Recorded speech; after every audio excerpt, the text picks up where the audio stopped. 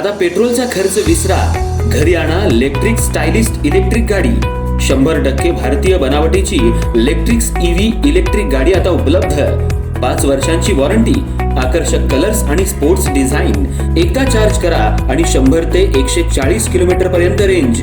अत्याधुनिक सर्व्हिस सुविधा, लोन सुविधा सुद्धा उपलब्ध।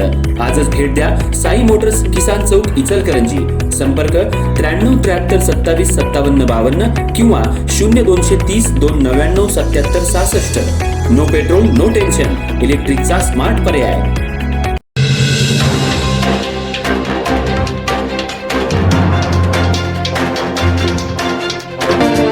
इचलकरंजी शहरातल्या महाराष्ट्र नवनिर्माण सेनेच्या शहर कार्यालयात 15 ऑगस्ट स्वातंत्र्य दिनानिमित्त ध्वजारोहणाचा कार्यक्रम उत्साहात पार पडला।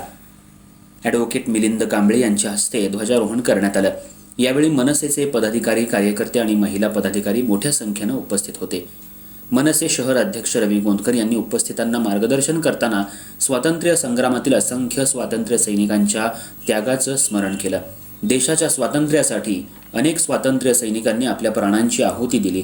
त्यांचा त्याग आणि बलिदानामुळेच आज आपण स्वातंत्र्य दिन साजरा करत असल्याचं त्यांनी सांगितलं। तसंच देशाची एकता, अखंडता आणि राष्ट्रप्रेमाची भावना प्रत्येक नागरिकानं जपली पाहिजे, असंही आवाहन त्यांनी केलं।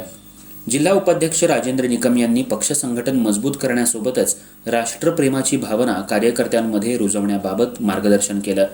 जिल्हा सचिव प्रतापराव पाटील यांनी उपस्थितांचे आभार मानले।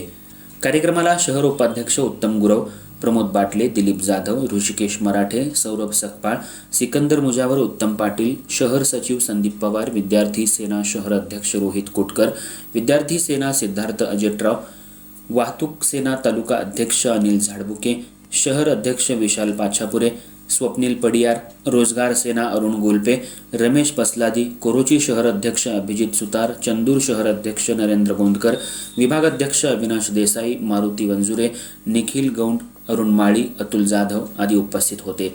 महिला सेना जिल्हा उपाध्यक्षा स्मिता पवार, महिला सेना शहर अध्यक्षा रसिका साळुंखे, महिला सेना तालुका अध्यक्षा अंजली आगलावे यांच्यासह मनसेचे पदाधिकारी आणि कार्यकर्ते यावेळी मोठ्या संख्येने उपस्थित होते।